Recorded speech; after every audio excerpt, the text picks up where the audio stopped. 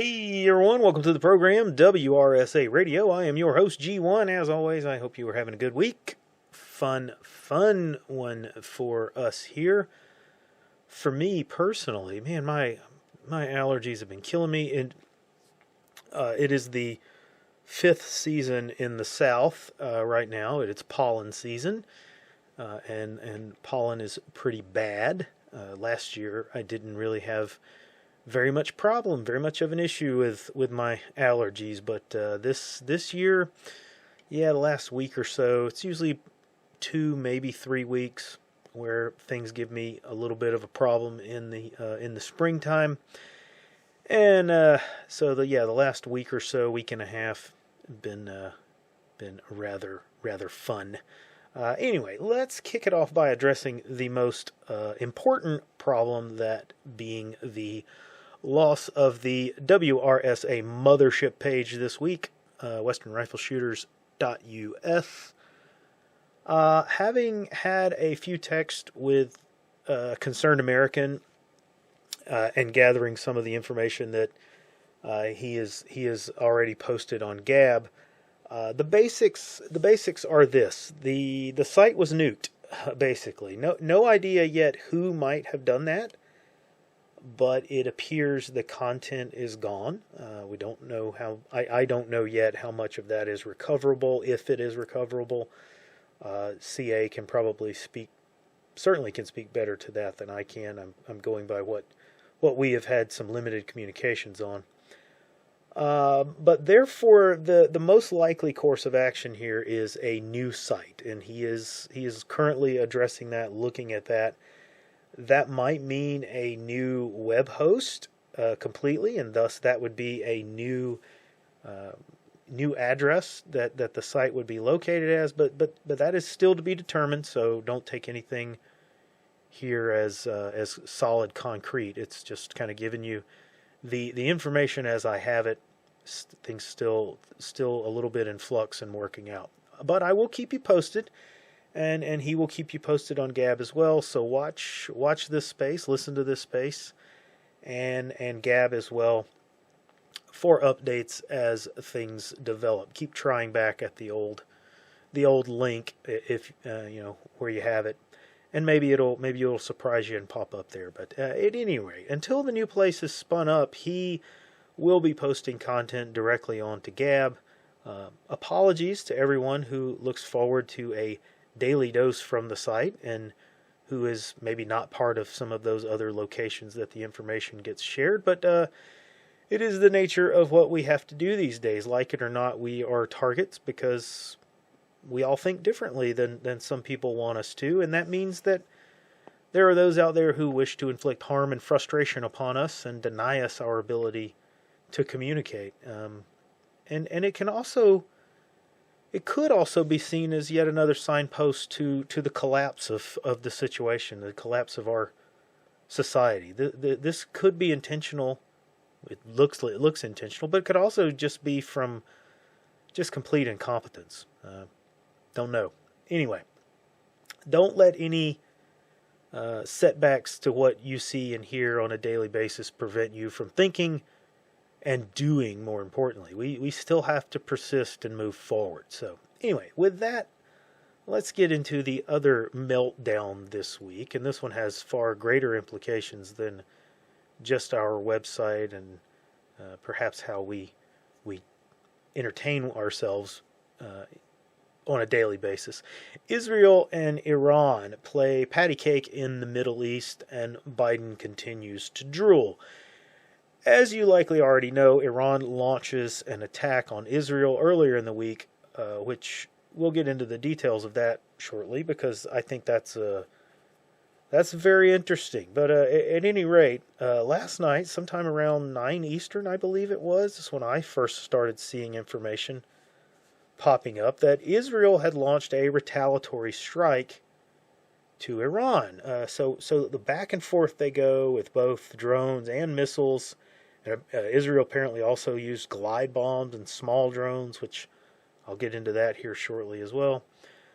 At this point, we have a couple of scenarios that could play out, and the most dangerous course of action is that these two keep going toe-to-toe and escalating, and this turns into a full-blown, all-out conflict.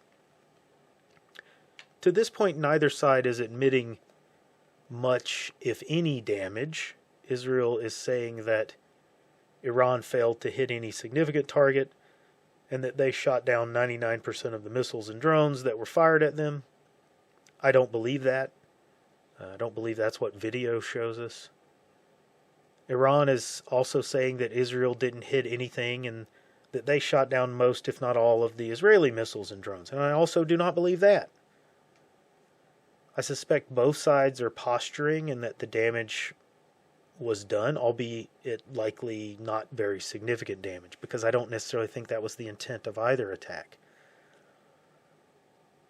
What I think this really was, based off the information we can publicly gather at this time, is that both of these attacks were more about demonstration of ability than actual damage inflicted. And I think that's the other scenario, is they have this exchange and Israel kind of backs off some of the things that it was doing and takes a different approach going forward.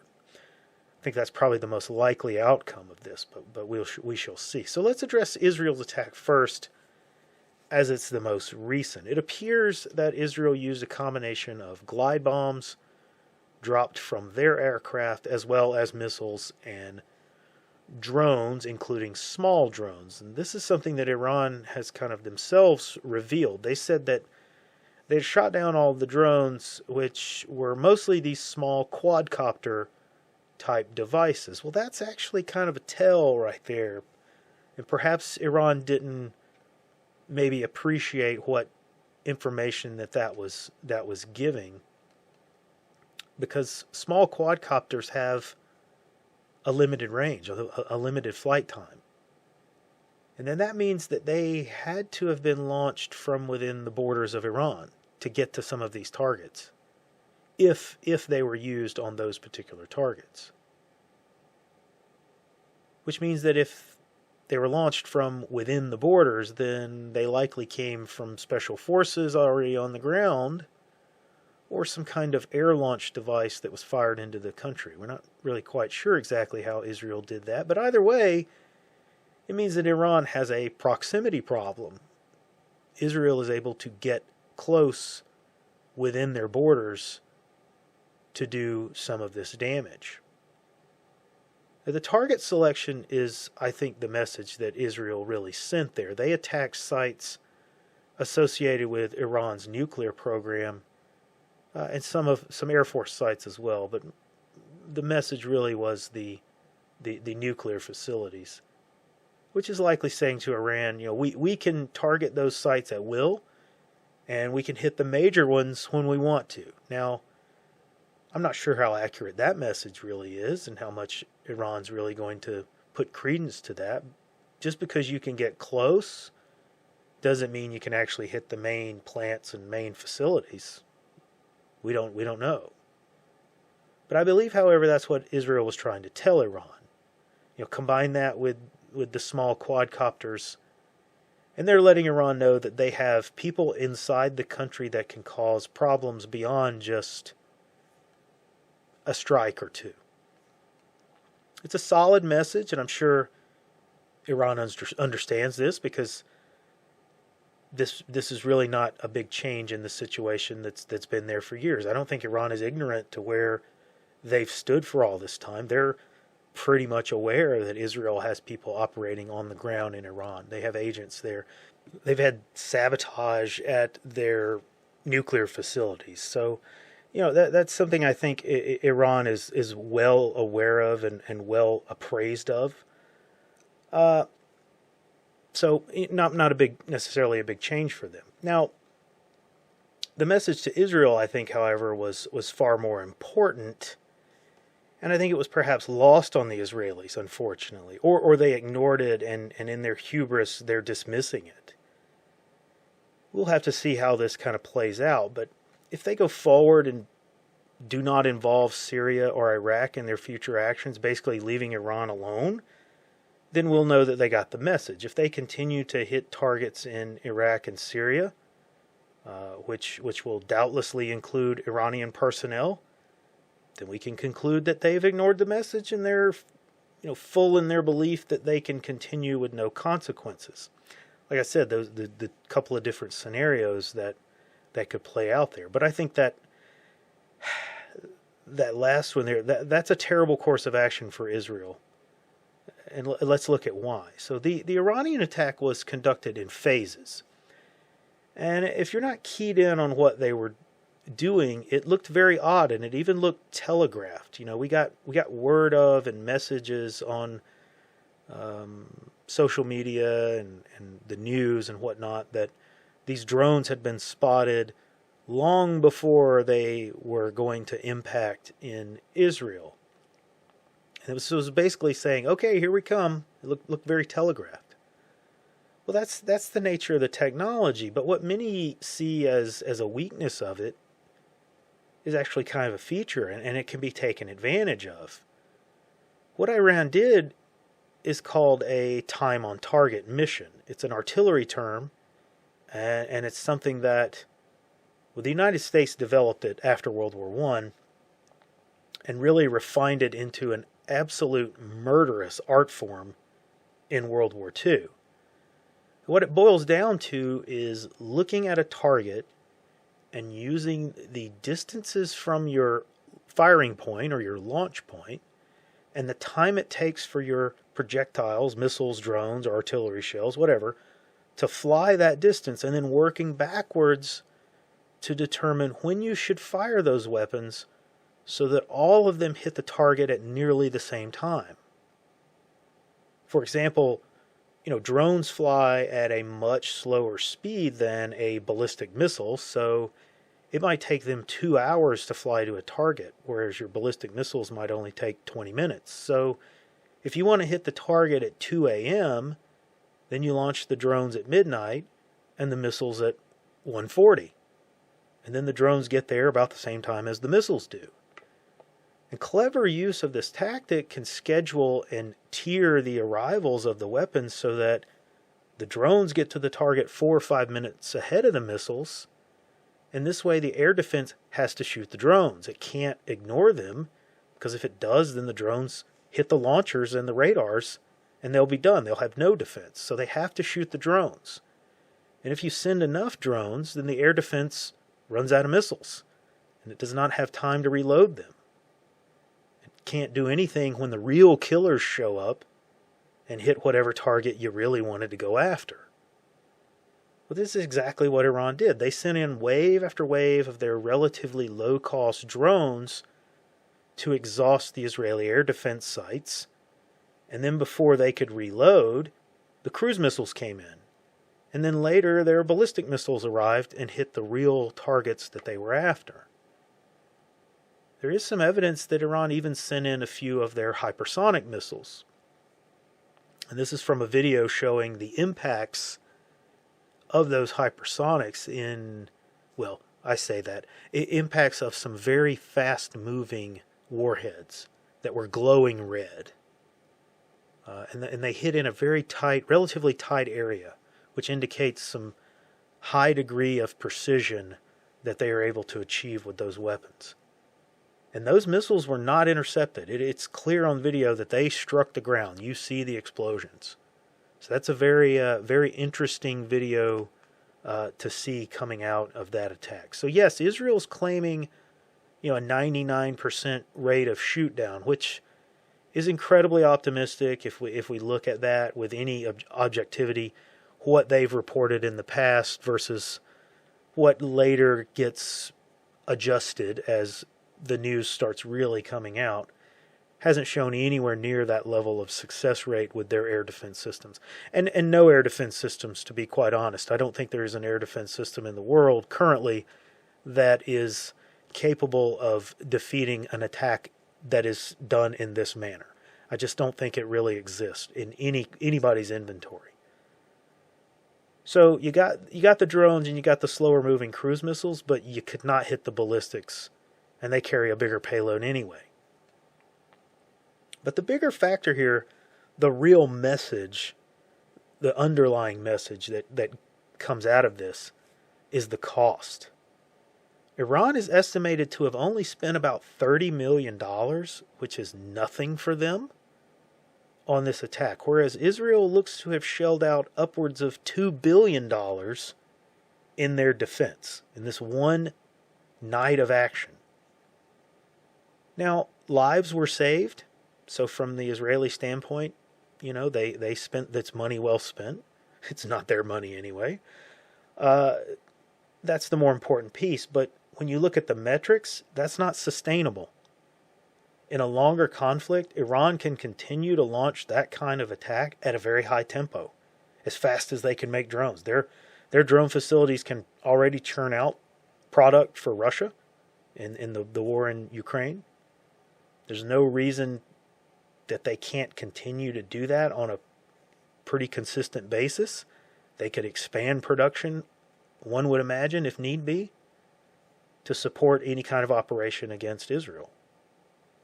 Israel, on the other hand, is already begging for assistance from the United States, and our ability to build air defense missiles is already stretched to the limit supplying Ukraine. There's some flight tracking information from yesterday or the day before showing flights from Israel to U.S. air bases in Germany. What were they picking up? Well, it was likely ammunition for these air defense missiles. Not sure, but that's a possible thing. So, are they already short on ammo for some of these systems? We don't know for sure. But it still has they have a very limited supply. And can we keep up with the pace that Iran can churn out drones? I don't see any indication that we can do that. Now, I have no single doubt in my mind that if Israel were to be on the receiving end of a daily or even every other day attack like this, that Ukraine would get tossed to the curb and left to die. And we will go full tard in support of our greatest ally. Even with that kind of situation, Israel would be hard-pressed to defend itself from, and more targets would end up getting hit. And they would likely have no choice but to try and launch deeper and deeper attacks and more attacks on Iran, trying to hit those manufacturing facilities and their launch sites to diminish what Iran is doing. And not to mention how Iran could bring in their proxy players into the mix and have the Houthis and Hezbollah launching their own attacks from Lebanon and Syria and Yemen, these other areas, further diluting Israel's ability to respond. This could truly turn into a significant mess. I believe that Israel would have no real debate about escalating their retaliatory attacks, and that would no doubt draw the U.S. more and more into this conflict. They would continue to come to us and demand help, demand assistance, and demand us acting. And we would likely see a ramp up of terror attacks as a response to that. This last factor there is how Iran is likely to operate with those terror attacks. But also, how likely is Iran to use a nuclear weapon? If this continues to go, if their terror attacks might be happening and not really eliciting any kind of change, how likely are they to potentially use a nuclear weapon? Well, that's assuming that they actually have a functional weapon. We don't know that for sure. There's been a lot of speculation. There's a lot of fear-mongering along those lines. But they don't even have to have, for example, something like a Hiroshima bomb, a simple atomic bomb, relatively simple atomic bomb. They don't even have to have that, because they no doubt have enriched uranium. And that uranium can be loaded into a weapon and spread over an area to contaminate it as a dirty bomb. That's a considerable problem to have to deal with. So they could have a big impact even with what we already know they have. If you see something like that happen, what's Israel's response? Well, if you want to get an idea, go pull up the old Google foo and Google something called the Samson option. If you want to understand what Israel would do or might do in that kind of situation. Sporky times ahead, my friends. Anyway, that is all I have time for this week. Like and subscribe. Come see us over on the mothership when it gets back into service. Until then, hit us up on Gab and Nice Crew, and I will see you on the next episode.